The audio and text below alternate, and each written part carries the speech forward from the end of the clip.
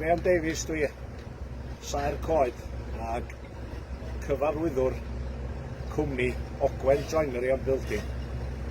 Mae'r cyfarwyddwr arall tu ôl i fi, Gareth Wyn Roberts. Da ni'n gweithio ar sŵ Bae Colwyn ar y funud, yn gwneud enclosure newydd i'r snow leopard. Di'r Covid-19 ma'n di gael dim effaith ar y cwmni ei hun, ond beth sydd wedi digwydd, mae gennym ni 2 brentis, so da ni wedi gorfod roed heini ar ffyrlo. Helo, dych chi iawn? Ryan yma, apprentice Gareth a Graham, Ogwen Joinery and Building. O'n i'n teimlo pan nath Gareth a Graham ddeutha fi, o'n i'n mynd ar ffyrlo, o'n i'n teimlo bach yn siomedig, really, cos dwi allan o waith am 2 fis, 3 mis, wel, bron. Dwi wedi bod up to date efo gwaith coleg i gyd, ond fydda'n wneud y practical cos dwi ddim yn coleg. Mae 3 mis o apprentice yn lot i golli.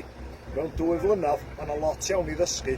Felly, yn nhw sy'n diodda mwy na byd, ond gobeithio fydd o drosodd mewn dim.